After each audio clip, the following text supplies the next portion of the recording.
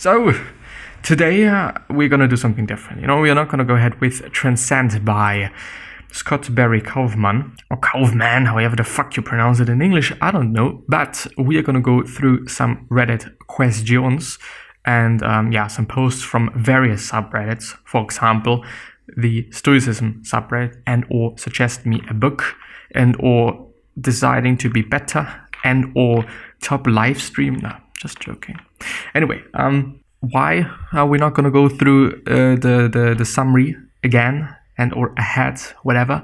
Because I don't feel like it, and I do also want to present it in a way that is great, so that people actually want to listen, which it's not necessarily the case. But even though those Reddit episodes, of which I've created like too many already, they do not get clicked a lot. Nobody cares about them, really not. Anyway, the first one by the Stoicism subreddit: COVID proved we are in control of nothing. And yeah, I would say so as well. Mandates, lockdowns, highest unemployed rate in years, business closed, people went from millionaires to almost losing it all. This should teach you acceptance and to be prepared for anything, no matter how good you think life is. Unexpected changes are no matter how good you think life is, expect unexpected changes and accept them when they do occur. For you can feel as much pain as one can handle, but it means nothing. Pain has no sympathy. You can only react with what is in your capability. Really interested in what people are saying there. Am I that lucky that my life has not changed at all due to COVID? If anything, actually has gotten better. Listen, COVID is not your fault. You didn't create the situation where the vet hospitals had limited visits. I'm positive you gave your cat a warm and loving life. I mean, in the end, you do really have to think about things that you were able to control and things that you can control and things that you just can't control. Let's actually get a bit more light in here. More light in here with my self-made fucking curtain in front of me, which works actually quite decent. Now the lighting is a bit better. It's not great, but at least a bit better. What I want to say is we are indeed in control of some things, and some other things are just controlled by whatever. Who knows? I certainly don't know. But obviously our opinions, our attitudes, and all of these things, that are in the same category, we can control these. And we can influence them. And by doing so, we can often also at least influence and or change for ourselves certain situations that we per se can't control. Of course, when I do think about the death of a certain person in a different way, then I'm gonna feel differently about it. The situation per se doesn't change, but I and how I feel about the situation changes and or can change quite a ton to good and also to bad. It obviously depends on your thoughts and in which direction you're shifting them. Same, all we can do is consider ourselves lucky and chalk it up to raw natural selection, being at the right place at the right time. Nature finds a way. Well, actually, yeah, kind of. I would say, I don't want to say like, okay, this had to happen and whatnot. Like, no, not really.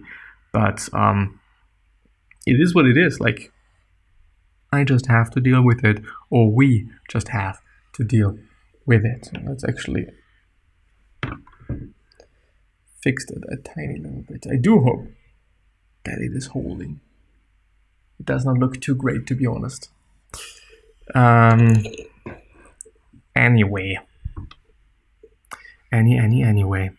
A book about the meaning of life and why life is worth living. I'm depressed and suicidal. I'm looking for a book, short story which offers reflection offers an answer to the meaning of life. I have been feeling depressed for about 7 months now. Thankfully, not diagnosed with chronic depression, and lately I have had a lot of suicidal thoughts and interests.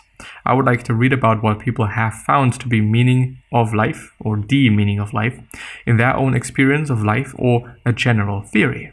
The question that has been haunting me is, why are we obligated to live in this life despite it being so hurtful? We are not, we could just also die, basically. I think it's not an obligation. I would rather say it is a gift. Obviously, this really depends on how much you like your life and how you feel about yourself and your life, but it for sure is not an obligation. You're not obligated to live this life. It is basically one of two options. Either you live your life or you're dead. Who knows what's happening after death? I don't know. Quite nobody knows. But these are the two options. Either you're dead, the first one, or the second one is living and trying to live as good as you can. And by the way, this is also something that I've realized yesterday, that I should really, really, really, really enjoy my days a bit more, not always thinking about these few events that are coming up, that are in the near future, and always thinking about them and always striving for them, and this being my goal and this being my set point and this being like the end, whatever. Not really the end, but you know what I mean. No, every single day is great. Every single day is worth living. Every single day should be enjoyed. Of course, some people are for sure are 100% in a worse situation than I am. But this does not necessarily have to mean that you also have to be in a worse situation mentally. There's a ton of people, and this is a very, very, very, very it's actually way too often used, this topic, or people speak way too often about that, the fact that certain rich people are not really happy, which I think at some point in life we all know that, and we all come to know that when you're just having an unlimited amount of money, you're not necessarily going to be happier. In the end, a ton of things are just going to stay the same. The way you think about things is for sure going to stay the same. And so for me as a person that is having indeed problems with framing things in a way that serve me rather than hinder me from living a great life, in the end it's going to be the same. I'm just going to have more money, probably also more capabilities of just experiencing that and seeing that, probably or maybe it is just going to make things and all matters worse. Anyway, I used to think I would never contemplate suicide seriously. I'm generally trying to seek other points of view, also have dropped the habit of reading, and I'm trying to get back into it slowly. P.S. For those who asked, I'm currently in therapy and even taking medication. While these suicidal thoughts have been getting more intense, I'm immensely grateful to be able to get help. I intend to continue therapy for as long as needed. Thank you, Edit. I really appreciate all of you who commented. I read every comment. I'm legit getting emotional. Thank you for the kind words as well. This just once again shows that I think in general, considering certain subreddits, this just really shows how good society can be and how good certain people and or certain parts of society can be. I mean, this is just insane. Somebody's asking for help, asking for a book because this person openly said that, he or she, I don't really know, is depressed and really not feeling good. And over 540 people commented. I don't know if it is indeed everything, great suggestions, but that doesn't matter too much, 447 people decided to write something here, decided to use up some energy to write a comment. And this is insane, and this is really amazing, at least my point of view. The Myth of Sisyphus is an essay by Albert Camus, and I think that he is a German author, that aims to answer why one shouldn't commit suicide. It is definitely a philosophy essay, though. I'm also interested in philosophy, as would go over such topics. Thank you for your suggestion. I have read from Albert Camus before. Will check it out. Oh, I'd second the common recommendation. I get very depressed, suicidal sometimes, and I find his writing extremely helpful. His writing isn't sentimental or sugary in any way, but it helps lift me out of that mood more than anything that is positive and uplifting. Well, this is something that I've realized as well. Sometimes it is also just good to hear the hard truth. Even if you initially might think that this is definitely not what you want to hear, especially from a friend or especially somebody that you're seeking help from. But I have realized and I have seen that often it does help. Often it does help somebody saying, okay, then just do it. And there's one particular person that I'm having in mind, great friend of mine, actually extremely happy for me having him. And I was talking to him about a few concerns that I had about something. And I said, okay, I do really want to do this and do really want to do that. I just want to exceed. I want to get better at this and whatnot. And whereas some people might say, okay, don't push yourself. Do not overdo it. Like, it is fine. You're fine how you are and whatnot. He said, then go for it. Then do it. And then I thought, well, yeah, actually, why not? It is just the solution for the problem that I apparently am having. In the end, of course, by thinking about things in a different way and by restructuring my thoughts, I could also get around that problem, as I would be able to get around so many different problems by just changing the way I see things, by just changing the way things appear to me. Anyway, I don't want to see a few more suggestions because maybe, indeed, I'm also going to read one of them. I came here to suggest this, and it is French. Oh, I'm sorry. Man's Search for Meaning, very, very, very good one at my point of view. But I don't know, sometimes seeing something different, often the same book gets recommended very, very often, which is a sign that it is a good book, obviously, but, seeing something different is quite the thing as well. Lose Well by Chris Gerhardt. It's part of self-help, part memoir about accepting failure. He also did a one-man show called Career Suicide about his own struggles with depression and mental health issues. I also recommend The 5 People You Meet in Heaven by Mitch Albom, Good Omens by Neil Gaiman and Terry Pratchett. Why do I know Neil Gaiman? What did he do? Or do I know his face? I actually don't know. Probably went through one of his books, in a summary. English fantasy writer. I would actually like to see a face dabber. Anyway, Hugo Award for Best Dramatic Presentation, Locus Award for Best Collection, 2016, and The Disaster Artist by Greg Sestero.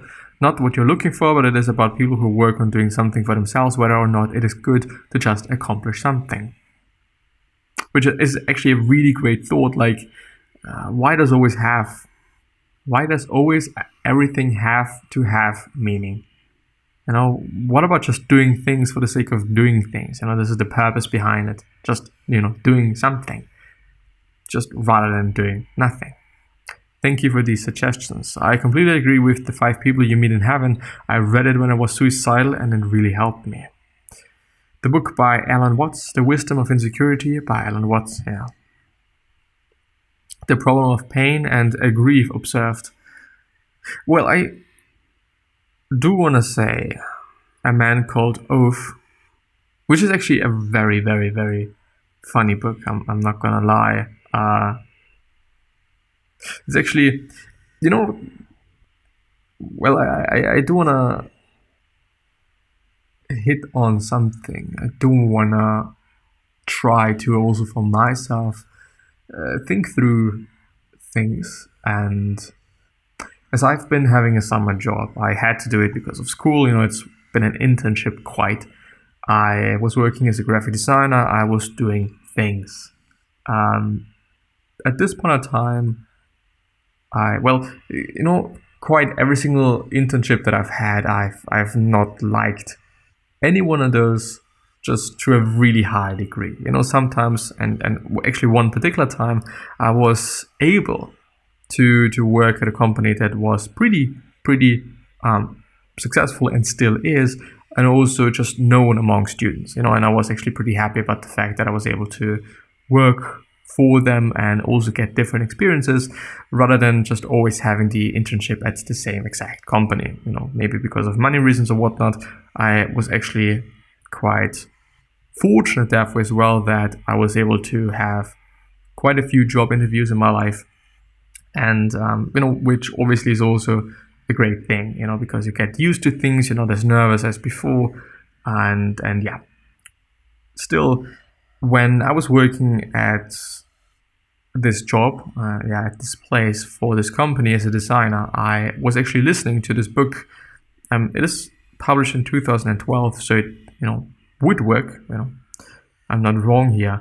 I've listened to it on Deezer. At this time, it was free. I don't know if it is still free to listen to, and but I've listened to the German version.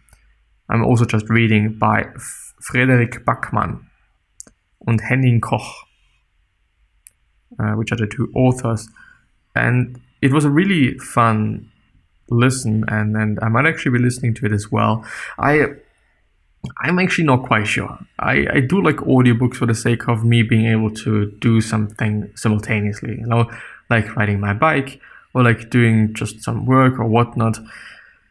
Of course, I do think that you're not gonna get the whole experience. There's for sure gonna be some parts that you're gonna miss out on, but I think that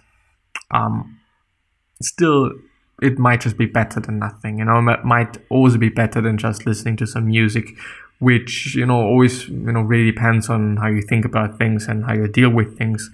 But anyway, I came to not recommend a book, but to say, please try to find one small thing to enjoy and do it. Go easy on yourself, talk to others, try not to isolate, get some sunlight.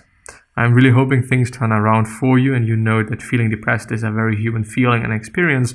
I hope you feel better soon. You are worth it. Well, this is just what I meant before. Go easy on yourself, Be fine, everything is great. No, it isn't, Just push yourself to get things in order again. Anyway, you've got some book recommendations. May I suggest getting yourself into nature in the sun for even just a short time every day, or start with once a week if it is more doable. Somewhere quiet, somewhere you can safely take your shoes off and feel the earth under your feet and the sun on your shoulders. I second anxious people. I listened to the audiobook because sometimes I can't focus enough to read when my anxiety is really bad. The characters are a bit flat, but I think that was intentional. I feel very one-dimensional when I'm at my lowest points too. This book gave me hope.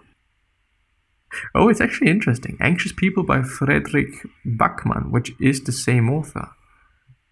Let me actually see whether this is intentional in terms of, well, it's actually a Swedish author, I'm sorry.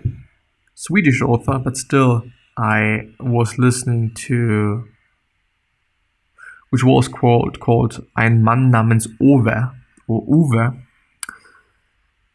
and it's been great. Is a Swedish author, blogger, and columnist. He wrote A Man Called Ove, Things My Son Needs to Know About the World, My Grandmother Asked Me to Tell You She's Sorry, Brit Marie Was Here, Birdtown, Us Against You, and Anxious People, which is actually a 2020 book. The books were numbered 1 bestsellers in his home country of Sweden. Backman's books have been published around the world in more than 25 languages. Personal life, married, blah, blah, blah. They have 2 children and the firstborn. His second book, Things My Son Needs to Know About the World, was based on his own experience with parenting. He labeled it a dysfunctional parenting guide and made a deal that his publisher had to publish this book in order to publish A Man Called Ove. And the original title is actually En mens som oath, som hette oath. I don't know if I probably butchered that, but anyway. He has been writing for the Swedish newspaper Helsingborgs Dagblad and for the Swedish men's magazine More magazine. Backman debuted as a novelist with this other book. The rights to this book have been bought by a Swedish production company, Filmlands, and are set to be adapted for television.